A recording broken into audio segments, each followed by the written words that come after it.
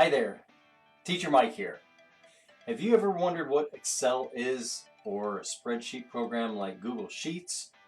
Well, it's something that engineers, financial analysts, project managers use, and it is extremely powerful.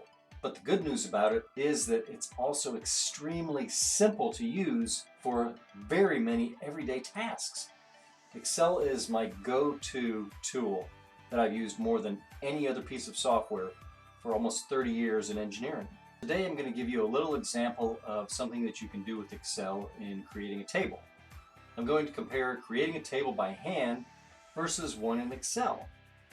Now for my example, I'm going to use something very simple, just a list of jobs that we may have done and what we earned for them, but we'll also include how much we actually got paid, as well as any costs that we had in order to do those jobs. Now the videos are time-lapse, but the stopwatch counter in the lower left does show the actual time I spent creating them. So let's take a look.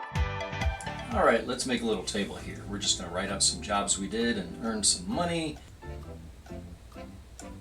And we'll put down what, oh shoot, we need more, we need sales and cost as well. Okay, so let's just redo it. There we go. And we'll put down our numbers here. And we also had a bake sale and got to help Grandma. No costs there. Okay, and let's total this all up. Hope I add right. Uh-oh. Alright. I forgot a job. Just start over. How do you spell sales? Okay. We've got our jobs here. We'll write down our sales, our cost, how much we earn. Uh-oh. Wrong number. And we want to put dollar signs in, of course. There we go. Now total it up. And let's see if we can get this all added right. Here we go.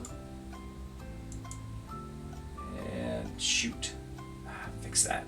Put some lines in to separate everything. Oh, and our cost was not correct. Okay, so let's see. Do I add or subtract? Whatever, we're done.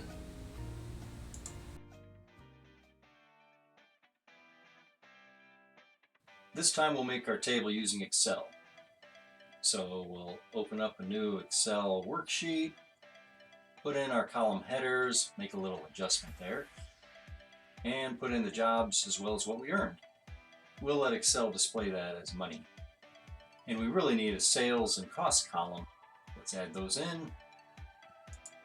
We want to format those columns as money also. And then instead of putting in the actual dollar amount, let Excel handle that. And we'll add in a few more jobs here. We had a bake sale. We helped out Grandma. And we'll just quickly copy and paste the formula to figure out what we earned for each. Then we'll total up each column using the sum formula and copy it right over to the other columns. If we forgot a job, we'll just add another row. The numbers we put in are already formatted as money, so we just have to copy the formula into our earned. And we can very quickly do some formatting, make the headers and footers a little larger, even the column sizes, change the alignment, change the colors.